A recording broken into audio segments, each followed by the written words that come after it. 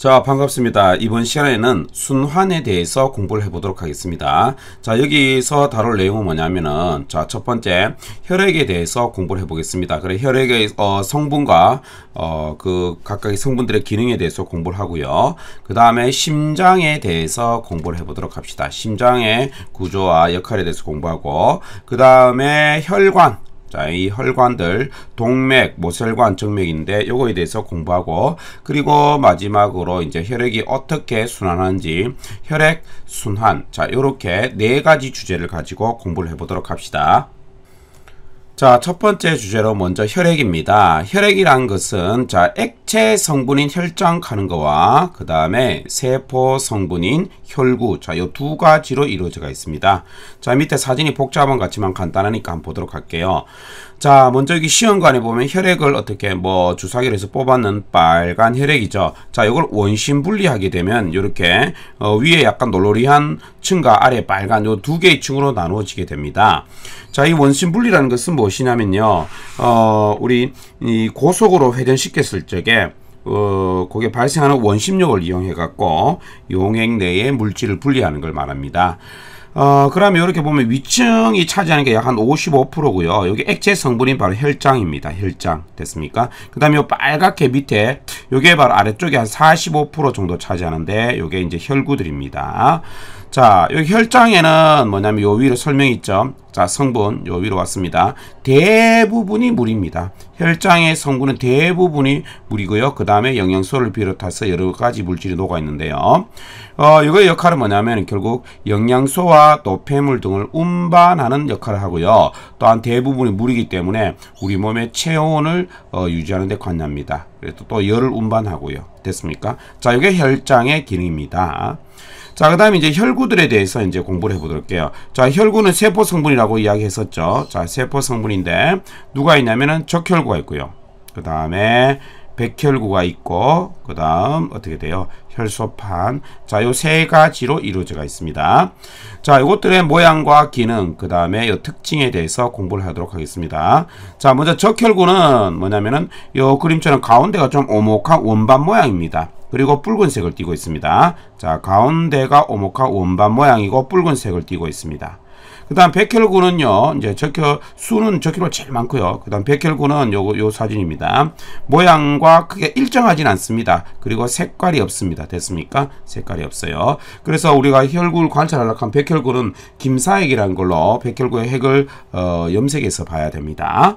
그 다음에 혈소판, 이것 또한 모양이 일정하지 않죠. 그래서 요 모양이 대충 우선 보시고요. 그 다음에 기능에 대해서 공부를 해보도록 하겠습니다. 각각의 제일 중요한 기능이 바로 뭐냐면은 적혈구는 우리 몸의 산소 운반 역할을 하고요. 그 다음 백혈구는 우리 몸에 들어온 어떤 세균을 잡아먹는 식균 작용을 합니다. 그 다음에 혈소판은 뭐냐? 우리가 상처난 부위에서 이 혈소판이 파괴가 됨으로 인해서 혈액이 응고돼서 멈추게 하는 역할을 합니다.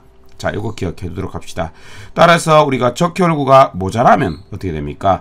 부족하면은 산소 운반이 잘 안 돼서 어지럽고 하면은 빈혈이 생기게 됩니다. 됐습니까? 빈혈. 그럼 여기 나와 있듯이 고산지대 아주 높은 지방에 사는 사람들, 멕시코에 사는 사람들이나 네팔 이런 데 사는 사람들은요, 이 적혈구 수가 어떻게 되는지 한번 짚어봅시다. 고산지대에는 산소가 굉장히 적습니다. 따라서 그 적은 산소를 몸에 효율적으로 운반하기 위해서는 어떻게 될까요? 그렇죠. 고산지대에 사는 사람은 평지에 사는 사람보다 적혈구 수가 많이 있습니다. 됐습니까? 많이 있다. 이걸 기억해 두시기 바랍니다. 자, 그 다음에 이제 백혈구의 기능은 세균 작용, 몸에 들어온 세균을 잡아먹는 기능을 하기 때문에 만약에 우리가 세균 감염으로 인해서 우리 몸에 염증이 생기면 수가 갑자기 팍 증가합니다. 됐습니까? 자, 그 다음에 혈액 응고 작용, 상처 부위에 혈액을 굳혀서 출혈을 멈추게 합니다. 따라서 만약에 이게 적혈구 수가 정상인보다 굉장히 부족하면요, 혈액 응고가 굉장히 늦어지고 잘 안 되는 그런 현상이 보이겠죠. 자, 또 다른 특징을 보면요, 핵이 적혈구는 없습니다. 됐습니까? 처음에 생겼을 때는 있다가 나중에 없게 됩니다. 됐습니까? 아이고, 핵이 없고요. 그 다음에 백혈구가 핵이 있습니다. 핵 있는 건 백혈구밖에 없습니다. 됐습니까? 백혈구 핵이 있습니다. 그 다음에 혈소판 핵이 없습니다. 따라서 핵이 있는 것은 백혈구밖에 없습니다.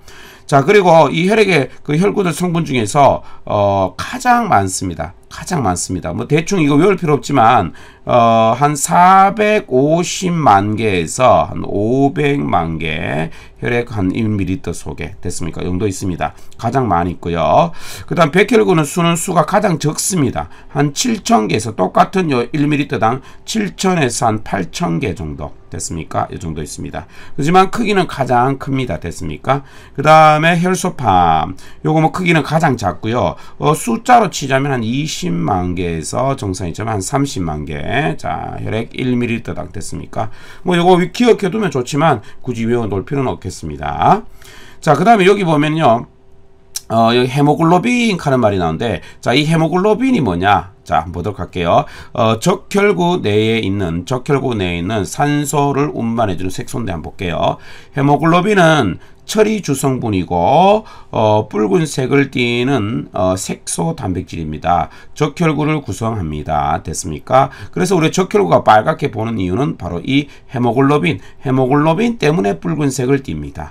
자, 그러면 이 헤모글로빈은 어떤 성질이 있는지 요건 좀 중요하겠네요. 자, 산소가 되게 많은 곳 어딜까요? 폐입니다. 우리가 숨 쉬면 폐로 산소가 들어가죠. 자, 산소가 되게 많은 곳에서는 산소랑 결합을 하게 되고요. 그 다음에 산소가 적은 곳, 우리 몸의 온몸의 조직 세포가 되겠죠. 거기서는 산소랑 분리되는 성질이 있어서 됐습니까? 적혈구가 폐에서 조직세포를 산소를 운반해주는 역할을 합니다. 요 그림처럼 폐에서는 산소가 되게 많으니까 산소랑 결합을 하는 거고요. 그 다음 조직에 보면 산소가 적으니까 산소가 분리돼서 조직세포에 산소를 공급해주는 이러한 역할을 합니다. 됐습니까? 자, 우리 이제 이렇게 혈장과 혈구들의 성질에 대해서 특징과 여기에 대해서 공부를 해보았습니다. 자, 적혈구는 산소 운반, 그 다음 백혈구는 식균 작용, 그 다음에 혈소판은 혈액 응고 역할을 한다. 다는 거, 이것이 제일 중요하겠습니다. 자, 이제 두 번째로 심장에 대해서 공부를 해보도록 하겠습니다. 먼저 심장의 구조에 대해서 공부를 하고, 그 다음 심장 박동, 자, 요거에 대해서 공부를 해보도록 하겠습니다. 자, 여기 그림 보면 되게 복잡한 것 같지만 간단하니까, 자, 한번 공부해 보도록 하겠습니다. 자, 두 개의 심방과 두 개의 심실로 이루어졌다. 그래서 이 심방, 이 심실 이렇게 되는데, 자, 먼저 생소한 단어가 뭡니까? 심방, 심실이죠. 그래서 여기 심방, 그 다음 심실, 자, 이렇게 되어 있고요. 그 다음에 요 심방과 심실이 있는데요. 요거를 좀 복잡한 것 같지만 선생님이 간단하게 먼저 그림을 그려보도록 하겠습니다. 심방이라는 것은 혈액을 받아들이는 곳이고요. 그래서 온몸을 돌고 오는 그 정맥과 연결되어 있습니다. 그 다음에 심실은 혈액을 내보내는 것입니다. 동맥과 연결되어 있습니다. 자, 내보내는 곳 심실, 그 다음에 피를 받아들이는 곳 심방. 자, 이렇게 됩니다. 자, 구조 여기 좀 뭔가 있지만 그래도 한번 그려볼게요. 이렇게 복잡하게 말고 쌤이 간단하게 그리면 이런 식입니다. 자, 외계인처럼 조금 얼굴이 나오는데요. 자, 이렇게 반틈 뚝 자르면 됐습니까? 자, 요렇게, 자, 그리고 그 다음에 외계인 눈처럼 요렇게 두 개 그리면요, 이렇게 된다 이거죠. 자, 요 위에 있는 방 됐습니까? 위에. 자, 여기는 피가 돌고 들어오는 곳입니다. 그래서 이쪽에는 심방 됐습니까? 심방. 그 다음 여기도 심방, 피가 들어오는 곳. 자, 심방에서 피는 요 밑으로 내려오거든요. 내려서 다시 밖으로 내보내거든요. 내보내니까 여기는 심실 됐습니까? 자, 여기도 심방에서 내려오면 내보내거든요. 이런 내보내기 때문에 심방에서 심실로 내려와서 다시 내보내거든요. 그래서 심실이 됩니다. 그래서 이렇게 심방 두 개 있고 심실, 자, 이렇게 두 개 있는데요. 이렇게 구분하기 위해서 이쪽 편이 뭐냐 하면 우리가 우심방이 돼. 여기가 왜 우가 되냐면요. 우리가 이 책을 볼 적에는 손을 짚으면 이게 좌측이잖아. 왼손이 짚히지만 우리가 이 생물에서 그 모든 그림은요. 이 앞에 사람을 해부해두고 세워뒀다고 생각해 보세요. 여기 사람을 이렇게 세워뒀다고 생각해 보세요. 그러면 여기가 뭡니까? 우측팔이잖아요. 여기가 좌측팔이고 한번 보세요. 여기서 세워두고 우리를 보고 있다고 생각해 보세요. 됐습니까? 그래서 여기서 사람이 우리를 보면서 책에 누워 있다고 생각해 보세요. 그럼 이 우측 팔이고 이 좌측 팔이잖아요. 그래서 항상 이쪽 편은 우측입니다. 그래서 여기 우심방, 여기 구분하기 위해서 좌심방, 그 다음에 여기는 우심실, 그 다음에 여기는 좌심실 이렇게 됩니다. 됐습니까? 그리고 요 보면은 피를 몸 밖으로 내보내야 되기 때문에요. 심방은 받아들이거든요. 심방은 피를 이렇게 받아들이는데 심실은 피를 내보내야 되기 때문에 심실이 근육이 더 심방보다 두껍게 발달되어 있습니다. 근데 나중에 공부하면 알겠지만 이 우심실은 폐로 보내게 되고요. 좌심실은 온몸으로 크게 피를 내보내야 되기 때문에 특히 이 좌심실의 근육이 두껍게 발달되어 있습니다. 자, 여기 그림 한번 보세요. 이쪽 편에 근육이 굉장히 두껍게 발달되어 있잖아요. 여기도 근육이 발달되어 있지만 여기보다 좌심실보다 좀 덜 발달되어 있죠. 됐습니까? 자, 그리고 요 그림을 먼저 설명해서 한번 공부해 보도록 할게요. 자, 여기 우심방, 좌심방, 우심실, 좌심실을 먼저 찾아볼게요. 자, 여기 보세요. 여기가 우심방입니다. 됐습니까? 여기가 우심방이고, 그 다음에 여기가 어떻게 돼? 좌심방입니다. 그 다음에 여기 보세요. 우심방에서 밑으로 내려오죠? 내려오면 여기가 이제 피를 다시로 내보내게 되는데 우심실이 되겠습니다. 우심실. 그 다음에 여기 좌심방에서 밑으로 내려와서 피를 또 여기 이쪽에서 뒤로 꼬였는데 여기 빨갛게 있죠? 여기 대동맥 여기로 연결되어 있습니다. 이게 좌심실이 되겠습니다. 자, 먼저 심방과 심실, 그림 알겠죠? 여기 방, 여기 위에, 여기 밑에 두 개 이렇게 간단하게 생각하면 되겠습니다. 됐습니까?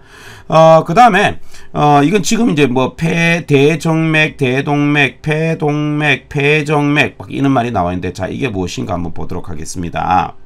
자, 일단은 온몸을 돌고 피가 우심방으로 들어오는 여기랑 연결된 정맥이 대정맥이라 그럽니다. 대정맥. 됐습니까? 대정맥. 자, 다시 한번 이야기해 볼게요. 우심방에 연결된 요 핏줄 여기 연결돼서 이게 대정맥. 됐습니까? 그 다음에 좌심방에 연결돼서 이거는 폐를 돌고 오는 이 정맥이거든요. 좌심방에서 이게 좌심방으로 돌고 들어오는 요 핏줄에 연결된 것은 바로 폐정맥이라고 합니다. 됐습니까? 배정맥. 자, 좌심방에 연결되어 있고, 우심방에 연결된 것은 온몸을 돌고 들어온 피가 들어와서 대정맥이 연결되어 있고요. 자, 그 다음에 또 한번 볼게요. 좌심실에서는 피가 내보내는데 이 좌심실에서 피는 온몸으로 내보내거든요. 그래서 동맥으로 쫙 연결되어 있는데 크닥하게 내보내는 이 좌심실은 피가 꼬여 있지만 여기 뭡니까? 대동맥으로 연결되어 있습니다. 좌심실은 여기 대동맥으로 연결되어 있습니다. 차분히 천천히 한번 보기 바랍니다. 됐습니까? 자, 그 다음에 우심실은 폐로 피를 내보내거든요. 폐로. 나중에 왜 이래 되는지 다시 공부하도록 하고요. 우심실은 폐로 피를 내보내니까 여기는 폐동맥. 자, 굉장히 복잡한 것 같지만 이거 자세히 한번 생각해보면 그렇게 복잡한 거 아닙니다. 자, 이 간단한 그림에서 다시 한번 생각해 볼게요. 좌심실은 온몸으로 피를 내보내면서 이게 대동맥과 연결되어 있고요. 그 다음에 요 그림을 그려놓으면 좋겠습니다. 요 그림을 간단하게. 우심실은 폐로 피를 내보내는데 어디로 연결되어 있냐면요. 바로 폐동맥으로 연결되어 있습니다. 폐동맥. 됐습니까? 자, 이렇게 기억해두고. 그 다음에 이 심방은 정맥과 피를 돌고 심장으로 들어오는 정맥과 연결되어 있는데, 자, 먼저 좌심방은 폐동맥으로 나갔다가 폐에서 뭐 깨끗해집니다. 피가. 그래서 다시 좌심방으로 들어오는데, 그럼 여기는 뭐가 됩니까? 폐를 돌고 와서 들어오는 폐정맥과 연결되어 있다 이거죠. 됐습니까? 자, 그 다음에 여기 아까 전에 온몸으로 갔다가 온몸을 돌고 그 다음 우심방으로 들어온 여기 정맥은 뭐냐 하면 대정맥이다. 간단하게 그리면 그림을 이렇게 된다 이거죠. 그래서 요 그림이 복잡하게 이해가 잘 안 될 것 같으면 이렇게 간단하게 그려놓으면 좋겠습니다. 자, 요걸 가지고 우리 다시 한번 공부를 해보도록 할게요. 자, 봅시다. 먼저 심방 한번 봅시다. 혈액을 받아들이는 곳 정맥과 연결되어 있다 했죠. 자, 좌심방 한번 볼게요. 좌심방이 어딥니까? 여기죠. 좌심방. 어떻게? 폐정맥과 연결되어 있습니다. 폐에서 온 혈액을 받아들이고 폐정맥과 연결되어 있습니다. 됐습니까? 그 다음에 우심방 한번 볼게요. 온몸을 돌고 들어오는 피. 온몸에서 온 혈액을 받아들이는데요. 대정맥과 연결되어 있다. 구조적으로는 우선 이렇게 공부하도록 하겠습니다. 자, 그 다음 심실 밑으로 내려가 보도록 하겠습니다. 됐습니까? 자, 자심방 우심방 공백고, 그 다음 좌심실 볼게요. 이 좌심실은 온몸으로 피를 내보내는 겁니다. 대동맥과 연결되어 있습니다. 온몸으로 혈액을 내보내고 대동맥과 연결되어 있습니다. 그래서 온몸으로 내보내기 때문에 이 근육이 굉장히 높은 혈압에 견디기 위해서요, 두껍게 발달되어 있습니다. 그래서 가장 두꺼운 근육으로 이루어져 있다는 거 기억해 두시고, 그 다음에 이제 우심실 보도록 하겠습니다. 이건 폐로 피를 내보내는 거거든요. 그래서 폐동맥과 연결되어 있습니다. 폐로 혈액을 내보내고 폐동맥과 연결되어 있습니다. 됐습니까? 자, 어떻든 심실은 보세요. 심방보다 두꺼운 근육으로 이루어져 혈액을 내보내기 알맞은 구조죠. 그 중에서 가장 두꺼운 게 바로 이 좌심실이 가장 근육이 두껍게 발달되어 있습니다. 자, 그 다음에 이 그림에서 굉장히 독특한 게 있는데 어디냐면 바로 이 부분입니다.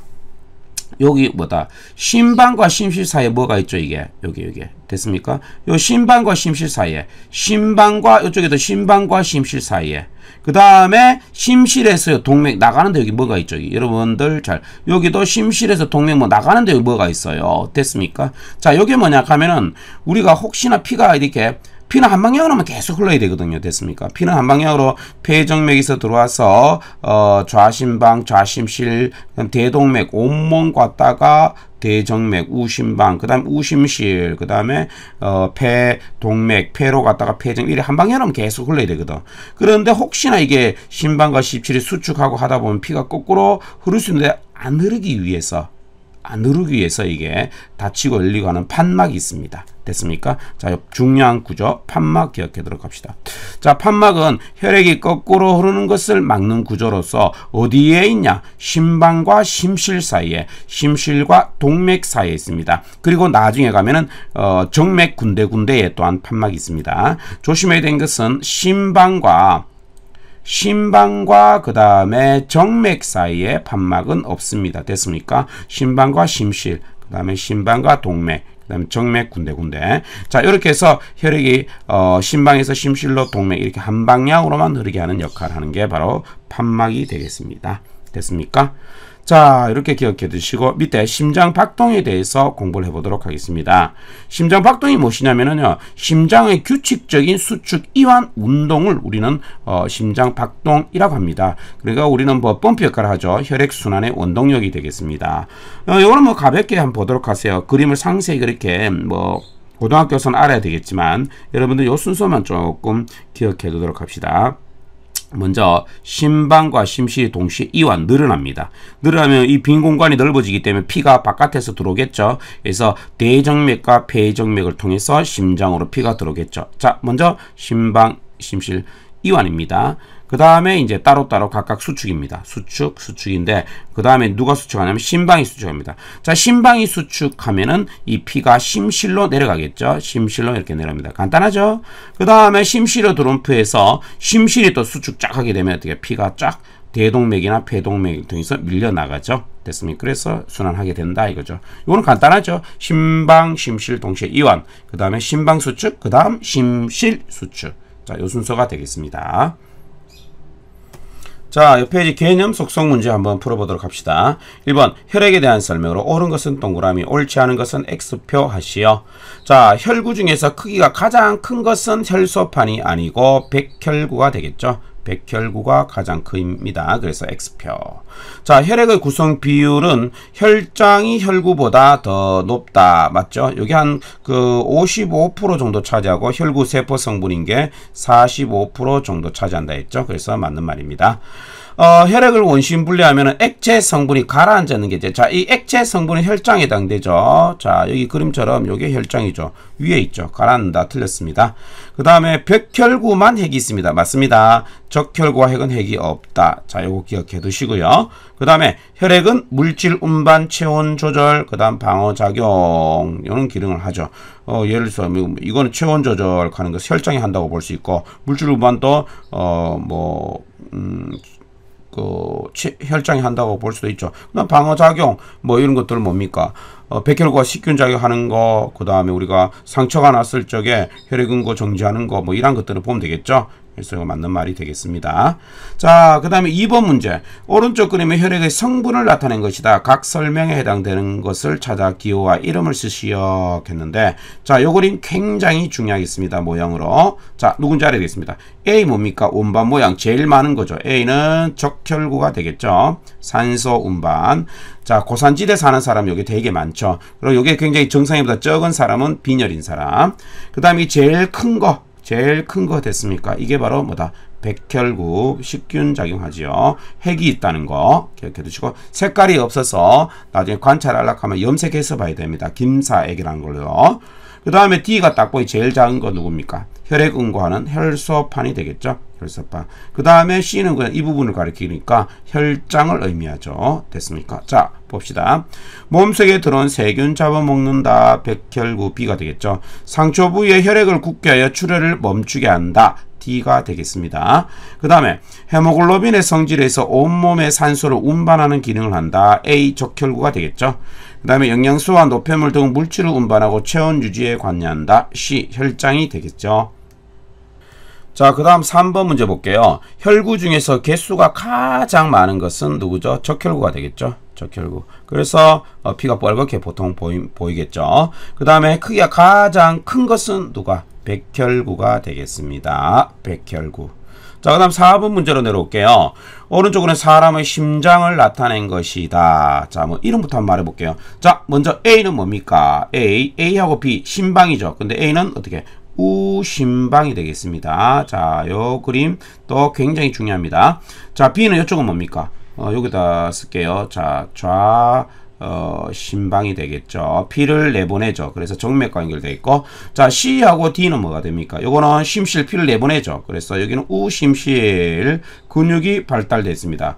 D, 그림 좀 못 그리는데 여기 더 두껍게 근육이 발달된 것처럼 그려야 되는데, 자, 여기가 좌심실, 피를 내보내니까 동맥과 연결되어 있죠. 자, 그러면 혈관의 이름을 한번 말해 보도록 할게요. 이번에는 자, 우심방으로 들어온 피, 요거 뭐 두 갈래 있다면 요거만 가리키네. 가는 뭐다? 대정맥이 되겠죠. 대정맥, 피가 들어오는 거, 온몸을 돌고 피가 들어오는 겁니다.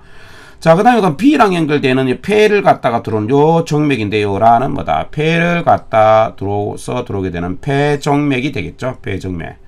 자, 그 다음 심실과 연결된 거 한번 볼까요? 자, D, 좌심실에 쫙 피서 온몸으로 나는 바로 누가 됩니까? 대동맥이 되겠습니다. 대동맥, 좌심실에 연결되어 있으니까. 됐죠?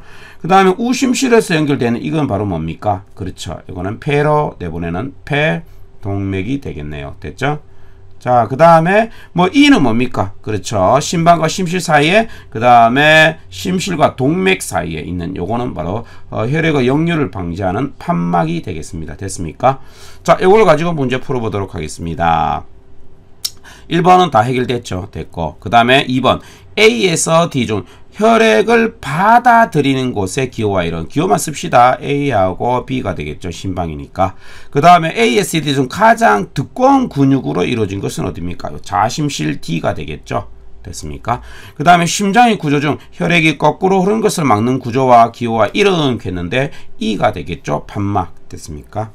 자, 그 다음에 5번 보도록 하겠습니다. 심장 박동에 대한 설명으로 옳으면 동그라미, 옳지 않으면 X표 하시오. 자, 심장 박동은 혈액순환을 시키는 원동력이 된다. 맞습니다. 심실이 수축하면은 심실 수축입니다. 심실 수축은 밖으로 내보내죠. 혈액이 대동맥과 폐동맥으로 이동한다. 밖으로 나가니까 맞습니다. 판막에 의해 혈액은 심실, 심방, 동맥, 이거 엉터리죠. 이거 엉터리죠. 심방, 심실, 심방에서 심실로 내려오지요. 심방에서 심실로 내려오고, 그 다음에 동맥, 이런 식으로 나가는 거죠. 자, 틀렸습니다. 그 다음에 박동 순서, 자, 어떻게 됩니까? 심방과 심실 이완, 그 다음에 틀렸죠. 심방이 먼저 수축하고, 그래서 심실로 내려오잖아. 심방이 수축하고, 그 다음에 심실이 수축이 되겠죠. 그래서 이거 틀렸습니다. 자, 그럼 우리 다음 페이지로 넘어와서 이제 혈관에 대해서 공부를 해보도록 하겠습니다. 자, 혈관 우리 많이 들어봤죠? 동맥, 그 다음 모세혈관, 정맥으로 이루어져 있습니다. 자, 그래서 여기 보면은 여기 돼 있죠. 요 그림 누가 동맥이고 누가 모세혈관이. 자 여기가 동맥, 그 다음에 여기 그물처럼 모세혈관, 이렇게 정맥 됐습니까? 자, 요 그림으로도 굉장히 중요하겠습니다. 그리고 여기 그림 혈관의 특징을 비교한 요 그림도 되게 중요하겠습니다. 됐습니까? 자, 우리가 뭐 많이 들어본 이름들이죠. 자, 여기 보면은 동맥, 그 다음에 모세혈관, 정맥 이렇게 되어 있는데, 자, 혈액의 이동 방향은 바로 동맥 됐습니까? 모세혈관, 그 다음에 정맥, 요 순서대로 흘러가죠. 그래서 어떻게 심장에서 동맥으로 나와서 쭉 흘러가고 정맥에서 다시 심장으로 들어가잖아요. 그럼 정맥, 여기는 사실 또 이래 되죠? 우리 어떻게 돼요? 심실에서 동맥을 피가 나오잖아. 됐습니까? 그래서 모세혈관에서 이제 모세혈관이 이게 한층 세포로 되어 있거든요. 여기서 이제 일이 일어납니다. 각종 영양소와 기체들이 교환됩니다. 자, 그리고 다시 어떻게 정맥으로 통해서 심장으로 다시 들어가겠죠. 그 어떻게 심장의 심방으로 들어가도록 합니다. 됐습니까? 자, 그러면은 요 그림과 그 다음 내용을 같이 한번 해보도록 하겠습니다. 자, 먼저 동맥에 대해서 공부를 합시다. 자, 여기 그림 보고 동맥과 정맥 그림 보도록 한번 볼게요. 동맥은요, 심실과 연결되어 있기 때문에 피가 굉장히 세게 나오잖아요. 나오기 때문에 그 높은 혈압을 견디기 위해서 두껍고 탄력이 있습니다. 혈관벽이 두껍고 탱글탱글하다 이거죠, 동맥이. 그 다음에 정맥은 약하면은요, 이제 심장에서 좀 멀리 떨어져가 있죠. 들어가는 걸로 치면 가깝지만, 이 세게, 심실에서 세게 쫙 나오는 걸로 치면 멀리 떨어져가 있기 때문에 혈압이 굉장히 낮고, 뭐, 피가 좀 천천히 흐르는 그런 개념입니다. 그래서 동맥에 비해서 이 정맥은, 혈관벽이 얇습니다. 근데 이 피가 흐른 직경, 동맥은 요보다는 이게 되게 크죠. 됐습니까? 혈압이 굉장히 낮기 때문에 여기 뭐가 있습니까? 바로 판막이 있습니다. 그래서 여러분 시험 문제 풀 적에 도대체 동맥인지 그 정맥인지 구분하기 어렵다 하는 친구인데 정말 쉬운 것은 반드시 판막 그림이 있게 됩니다. 판막 그림이 있는 게 어떻게 정맥이 됩니다. 기억해 두시기 바랍니다. 자, 모세혈관은 그물처럼 이렇게 한 층의 세포로 되어 있는데 이 주변에 이제 세포들이 많을 거 아닙니까? 세포들이 이제 많이 있으니까 어떻게 돼?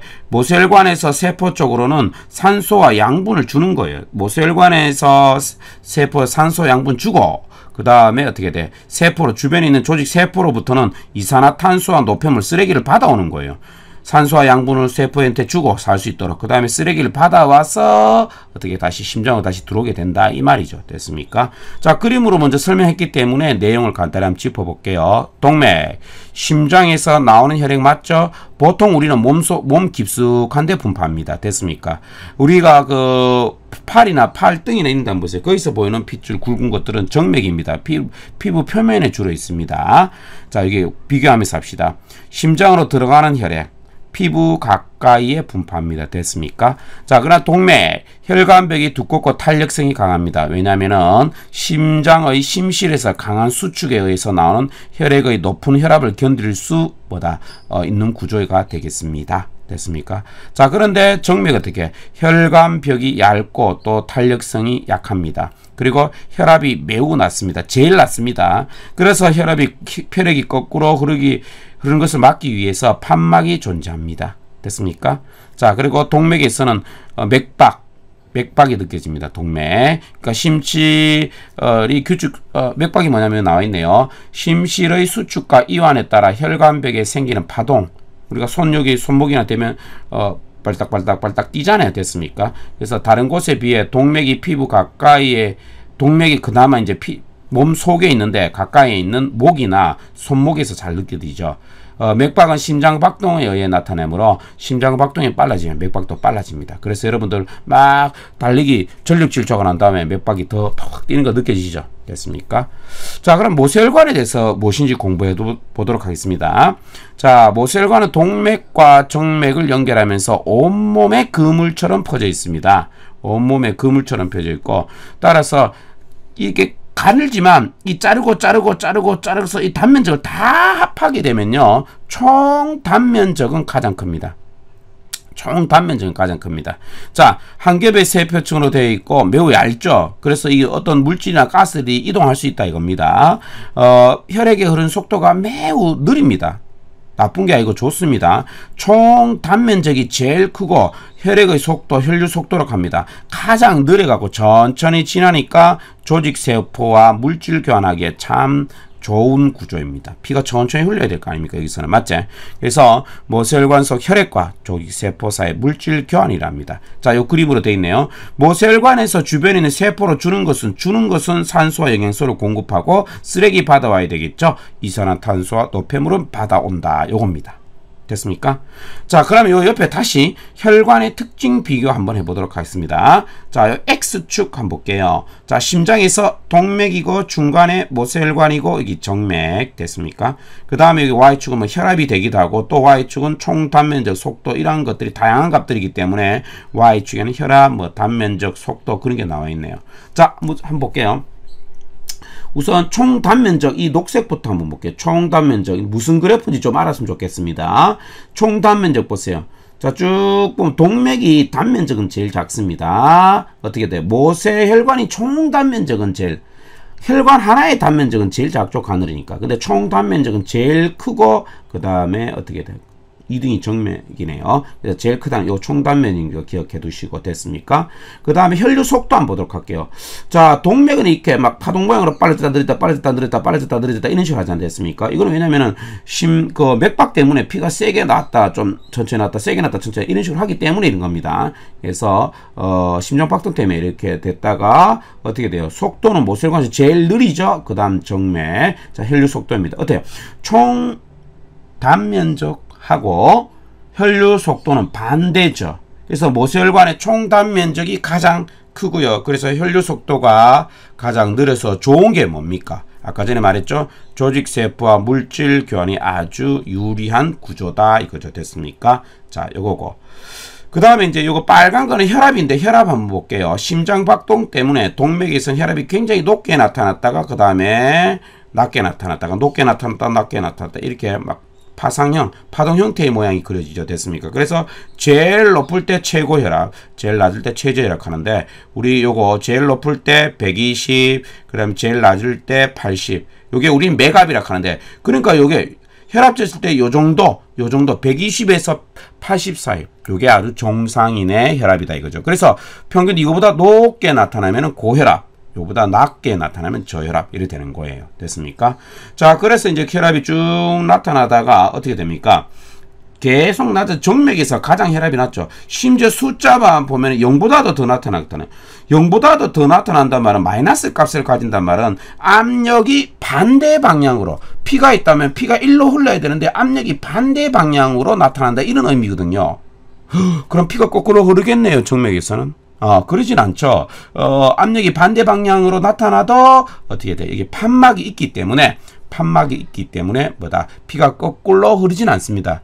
그렇지만 우리는 따라서 이 압력이 반대까지 나타나는 이 혈압이 매우 낮기 때문에 정맥에서는 피가 잘 흐르진 않겠죠.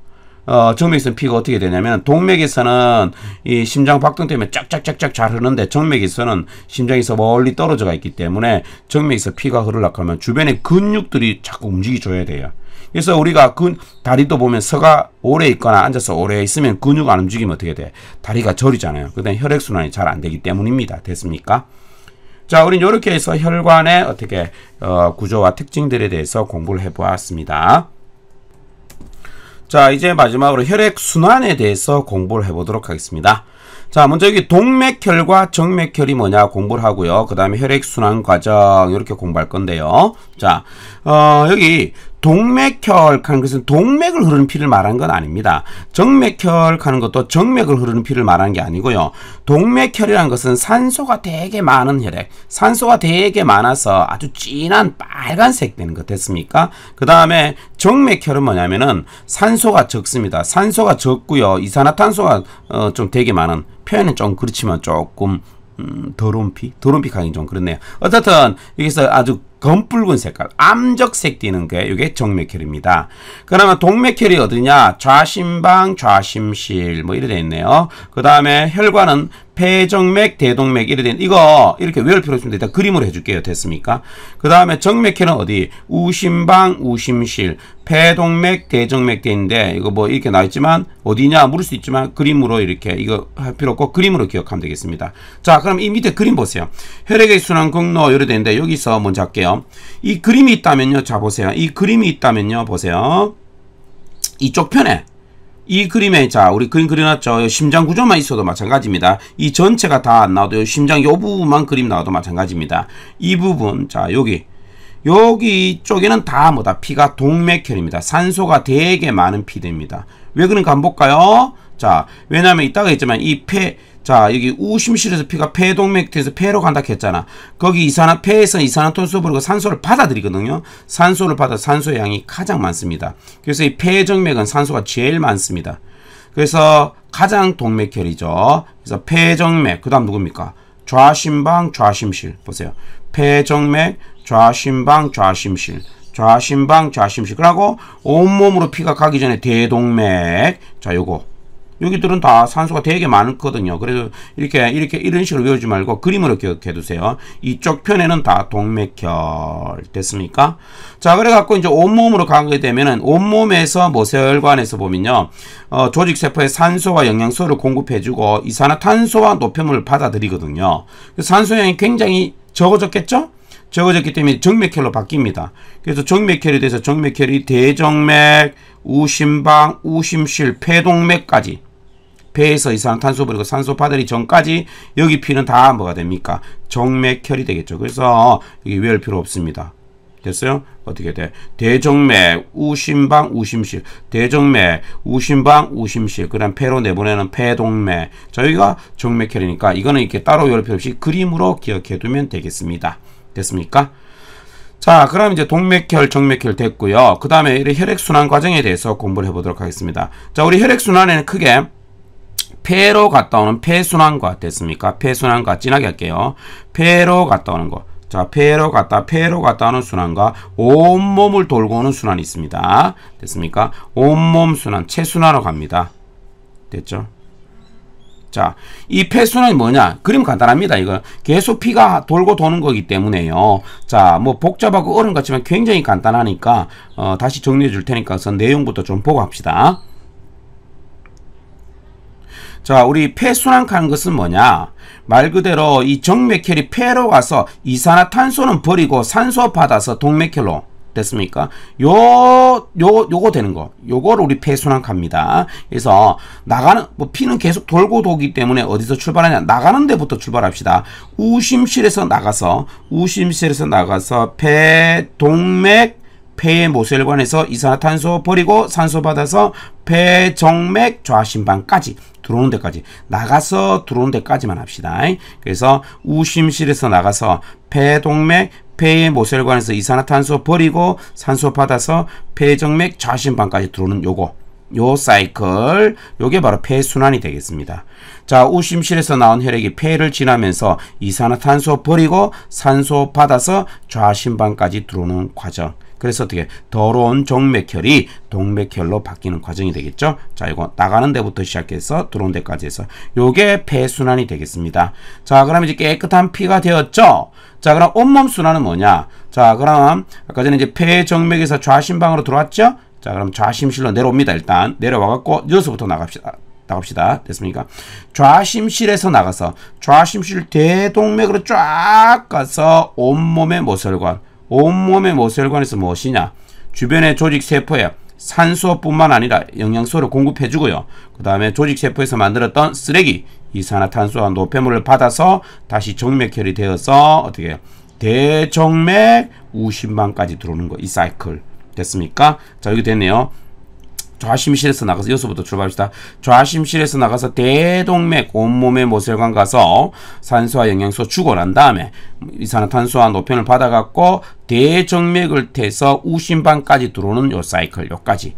요게 바로 어떻게 온몸 순환 또는 체순환입니다. 여기 나와 있죠. 좌심실에서 나온 혈액이 온몸을 지나면서 조직세포에 산소와 영양소를 주고 이산화탄소와 노폐물을 받아 우심방으로 들어오는 과정. 요게 온몸 순환이 되겠습니다. 됐습니까? 그래서 피는 어떻게 동맥혈에서 정맥혈로 바뀌겠죠.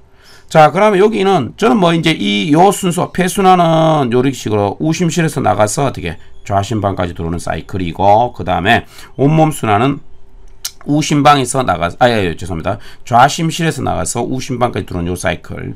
자, 글로도 기억하고 순서대로 나열해야 되겠죠. 하지만 여러분들 입장에서는 저는 이 그림으로 기억하라고 하면 되겠습니다. 그림으로. 자, 온몸 순환 한번 해볼게요. 어떻게? 그림으로 기억해 두세요. 자, 좌심실에서 나가서 대동맥, 온몸의 모세혈관, 그 다음 대정맥, 좌심방까지, 요까지 됐습니까? 요 사이클이 어떻게 돼? 좌심실, 대동맥, 온몸의 모세혈관, 대정맥, 그 다음에 우심방, 요까지가 온몸 순환이 되겠죠? 됐습니다. 요 그림으로 기억해 두면 되겠습니다. 자, 그 다음에, 여기 뭡니까? 요거. 폐순환은 어떻게 되냐? 폐순환은, 자, 우심방에서 우심실로 내려오죠? 자, 요 정맥혈이, 자, 우심실에서 어떻게, 폐동맥으로 와서 폐의 모세혈관, 그 다음에 깨끗한 피가 돼서 폐정맥에서 좌심방까지 들어온 요 사이클. 자, 요게 폐순환이 되겠습니다. 자, 어때요? 복잡한 것 같지만 간단하죠? 그리고 가장 산소가 많은 것은 어떻게 보면 이게 폐정맥이 되겠죠. 자, 이렇게 해서 혈액순환 과정 공부했는데, 자, 여러분 차분히 한번 생각해 보시기 바라겠습니다. 자, 그 다음 페이지 개념 속성 문제 풀어보도록 하겠습니다. 오른쪽 그림은 혈관의 구조를 나타낸 것이다. 오르면 동그라미, 옳지 않은 것은 X표. 자, 여기 보도록 할게요. 일단 B는 모세혈관. 자, 모세혈관이라는 걸 쉽게 알 수 있고요. 자, A하고 C 중에서 누가 정맥이고 동맥인지. 자, 여기 보세요. 판막. 물론 여기 보면 두껍고 직경은 작지요. 그 다음에 이거 얇고 직경이 크잖아. 그렇게 봐도 되지만 잘 구분이 잘 안 되면 판막 보면서 합세요. 그래서 C가 정맥이 되겠고요. 그 다음에 A가 동맥이 되겠습니다. 자, 그래서 A는 동맥, B는 모세혈관, C는 정맥이다. 맞고, 그 다음 혈액의 흐르는 방향은 어떻게 돼? CBA가 아니고 동맥에서 모세혈관, 정맥으로 흘러가야 되기 때문에 틀렸고요. 그 다음에 혈류 속도가 가장 느린 혈관은 C가 아니고 모세혈관이 가장 느리죠. 틀렸습니다. 그 다음에 혈압이 가장 높아 맥박이 느껴지는 혈관은 동맥 A 맞습니다. 그 다음에 온몸에 그물처럼 퍼져 있어서 총 단면적이 가장 큰 혈관은 모세혈관 B 맞죠. 그래서 어떻게 조직세포와 물질교환이 굉장히 유리하죠. 그 다음에 혈관벽이 가장 두꺼운 것은 동맥 A 맞고, 혈압이 가장 낮은 것은 B가 아니고 조심하세요. C가 되겠습니다. 정맥이 혈압이 가장 낮습니다. 요거 틀렸습니다. 조심해 주시기 바랍니다. 그 다음에 B에서 조직세포로 이산화탄소와 노폐물이 이동하고, 맞습니다. 조직세포에서 B로 어떻게 돼? 산소와 영양소가 이동한다. 맞나? 잠깐만요. 이거 잘못됐는데 반대로 됐네. 큰일 날 뻔했습니다. 자, 모세혈관에서 조직세포로 이산화탄소와 노폐물 주는 게 아니고 이거 바뀌어야 되겠죠. 산소와 영양소 줘야 되고, 조직세포에서 모세혈관은 이산화탄소와 노폐물을 받아둬야 되기 때문에 이건 틀린 말이 되겠습니다. 됐습니까? 자, 그 다음 7번. 정맥은 혈압이 매우 낮습니다. 곳곳에 혈액이 거꾸로 오는 것을 막기 위한 구조가 있다. 이 구조를 무엇이라 그러느냐? 바로 판막이라 그러죠. 자, 8번. 동맥혈. 자, 동맥혈이라는 것은 산소가 되게 많아서 선홍색을 띠는 거 말하고, 정맥혈이라는 것은 산소가 되게 적어서 암적색을 띠는 걸 말하죠. 자, 옳은 것은 동그라미, 옳지 않은 것은 X표. 자, 동맥혈은 산소가 적은 혈액이 아니고 많은 혈액을 말하죠. 틀렸습니다. 자, 동맥혈과 정맥혈은 모두 선홍색이다. 틀렸죠? 동맥혈은 선홍색, 정맥혈은 암적색이 되죠. 그래서 틀렸고요. 그 다음에 폐정맥과 대동맥, 동맥혈인다. 자, 요거 헷갈리죠? 시험 문제로 나오니까. 그래서 제가 이렇게 그림으로 기억해두자 했잖아요. 자, 심장 그림 이렇게 간단하게 그리면 되겠습니다. 이렇게 외계인처럼. 이게 뭘 의미하죠? 우심방, 우심실, 그다음 좌심방, 좌심실, 그 다음에 여기는 대정맥, 여기 폐정맥, 여기 대동맥, 그 다음에 여기는 폐동맥, 그죠? 자, 그런데 우리 제가 뭐라 했습니까? 요쪽에는 동맥혈이라고 했죠?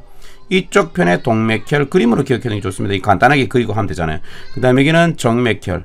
시간이 걸리는 것 같이 오래 안 걸리니까 이 그림을 그래서 생각하세요. 자, 그럼 폐정맥이 어딥니까? 여기네요. 그죠? 여기 이쪽 편 폐정맥. 그 다음 대동맥, 여기죠. 대동맥, 동맥혈 맞는 말이죠? 그 다음 좌심방과 좌심실. 자, 좌심방 여기죠. 좌심방, 좌심실. 정맥혈이 아니고요. 여기도 뭐다? 동맥혈이죠. 됐습니까? 여기도 동맥혈이입니다. 그래서 틀렸습니다. 자, 그 다음 이제 9번. 오른쪽 그림은 혈액순환이 일어나는 경로를 나타낸 것이다. 자, 1번은 폐순환 경로, 2번은 온몸 순환 경로 이런 데인데, 먼저 여기 이름을 먼저 한번 말해볼까요? 자, 한 번 더 할까요? 가는 우심방이죠. 우심방. 나는 어떻게 돼? 우심실. 됐습니까? 그 다음에 라는 어떻게? 좌심방 됐죠? 좌심방 그 다음에 여기는 다는 좌심실되고 자 ABCD 이름 말해볼까요? 자 A는 뭡니까? 우심실에서 폐로 가는 폐동맥 A는 폐동맥 그 다음에 여기 가서 D는 뭡니까? 폐정맥 폐정맥이지만 가장 동맥혈이 흐르죠. 그 다음에 여기는 어떻게 돼? 쭉 해서 온몸으로 내보는 C는 대동맥 됐죠? 그 다음 B는 온몸 갔다가 되돌아오는 B는 대정맥 자 이렇게 되겠습니다. 자 폐순환 한번 보도록 할까요? 자 나에서 나가죠. 나가는 부부터 시작합시다. 자 우심실 그 다음에 기억 A가 되겠죠. 자 폐동맥 폐모셀관 니어는 뭡니까? D 폐정맥을 통해서 라로 들어오겠죠. 좌심방으로 맞죠? 요 순환이 되겠죠. 요 순환. 자, 요 색깔 바꿔서 한번 해볼게요. 자, 여기서 출발해서 이렇게 갔다가 요까 그림으로 기억하면 별로 어려움이 없겠습니다. 자, 그 다음에 온몸 순환 한번 해보도록 합시다. 자, 온몸 순환. 온몸 순환은 여기서부터 좌심실 다에서 출발해서 대동맥으로 가서 대정맥 그 다음에 이렇게 우심방까지 들어오는 거죠. 한번 봅시다. 다에서 출발해 갖고 그 다음 대동맥 C가 되고 온몸의 모셀관 그 다음에 대정맥 B 그 다음에 어떻게 돼요?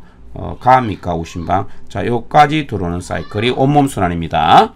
자 그 다음에 동맥혈이 정맥혈로 바뀌는 것은 뭡니까? 바로 이 온몸 순환이죠. 왜냐하면 온몸의 모셀관과 조직세포 사이에 모셀관에서 조직세포로 뭡니까? 자, 요건 어떻게 됩니까? 그래서 온몸 순환이 그렇게 되는 거겠죠? 됐습니까? 자, 이렇게 해서 우리가 순환에 대해서 공부를 해봤는데 여러분들 복습을 통해서 정확히 이해할 수 있었으면 좋겠습니다. 자, 여러분 수고하셨습니다.